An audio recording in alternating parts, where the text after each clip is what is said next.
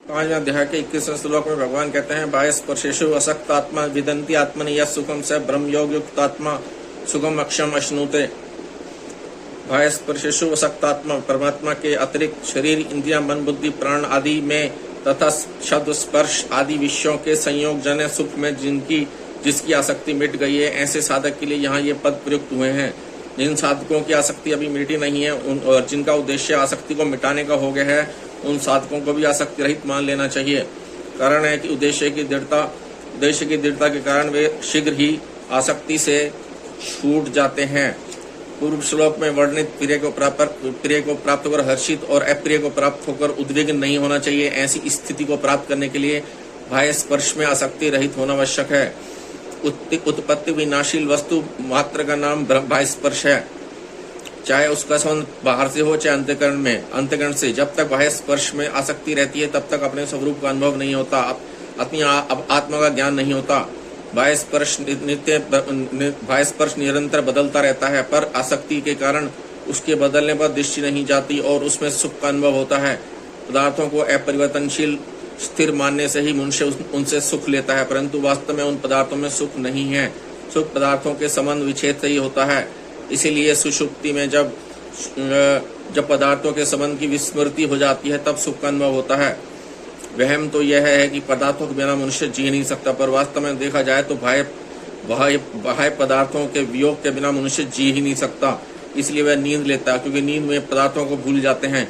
पदार्थों को भूलने पर भी नींद से जो सुख, ताजगी, बल, निरोगता, निश्चिंतता आदि मिलती है, वह जागृत में पदार्थों के संयोग से नहीं मिल सकती।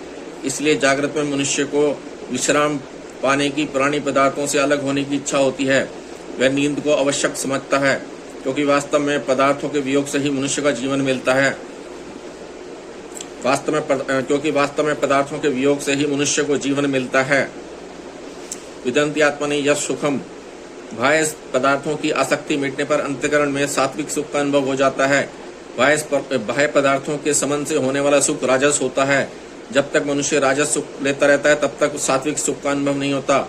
राजस सुख में आसक्ति रहित होने से ही सात्विक सुख का अनुभव होता है। से ब्रह्म योग युक्त आत्मा। संसार से राग मिटते ही ब्रह्म में अभिन्न भाव से स्वतः स्थिति हो जाती है। जैसे अंधकार का नाश होना और प्रकाश होना दोनों एक साथ ही होते हैं, फिर भी पहले अंधकार का नाश होना और फिर प्रकाश होना माना जाता है। ऐसे ही राग का मिटना और ब्रह्म में स्थित होना दोनों एक साथ होने पर भी पहले राग का नाश और फिर ब्रह्म में स्थिति ब्रह्म योग युक्तात्मा मानी जाती है। जैसे 13वें अध्याय के पहले श्लोक में क्षेत्रज्ञ जीवात्मा के द्वारा अपने को क्षेत्र शरीर से सर्वथा अलग अनुभव करने की बात आई है, फिर दूसरे श्लोक में क्षेत्रज्ञ के द्वारा अपने को परमात्म तत्व से सर्वथा अभिन्न अनुभव करने की बात आई है। ऐसे यहाँ पहले बाह्य स्पर्श हो सकता आत्मना, पहले शरीर संसार से अपने को सर्वथा अलग अनुभव करने की बात कहकर फिर ब्रह्म योग युक्तात्मा पद से अपने को परमात्म तत्व से सर्वथा अभिन्न अनुभव करने की बात बताई गई है। भोगों से विरक्ति होकर सात्विक सुख के मिलने पर मैं सुखी हूँ, मैं ज्ञानी हूँ, मैं निर्विकार हूँ, मेरे लिए कोई कर्तव्य नहीं है, इस प्रकार अहम का सूक्ष्म अंश शेष रह जाता है। उसकी निवृत्ति के लिए एकमात्र परमात्म तत्व से अभिन्नता का अनुभव करना आवश्यक है। कारण है कि परमात्म तत्व से सर्वथा एक हुए बिना अपनी सत्ता, अपने व्यक्तित्व का सर्वथा भाव नहीं होता। सुखम अक्षम अश्नुते। जब तक साधक सात्विक सुख का भोग करते रहते तब तक उसमें सूक्ष्म परिच्छिन्नता रहती है। सात्विक सुख का उपभोग न करने से अहम का सर्वथा अभाव हो जाता है और साधक को परमात्म स्वरूप चिन्ह में और नित्य एक रस रहने वाले अविनाशी सुख का अनुभव हो जाता है।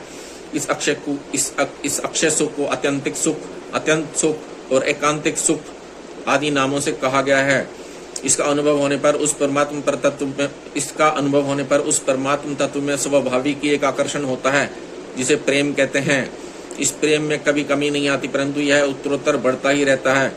उस तत्व का प्रसंग चलने पर, उस पर विचार करने पर पहले कुछ नयापन दिखता है। यही प्रेम का प्रतिक्षण बढ़ना है। इसमें एक समझने वाली बात यह है कि प्रेम के प्रतिक्षण बढ़ने पर भी यदि पहले कमी थी और अब उसकी पूर्ति हो गई, ऐसा प्रतीत होता है तो यह साधन अवस्था है।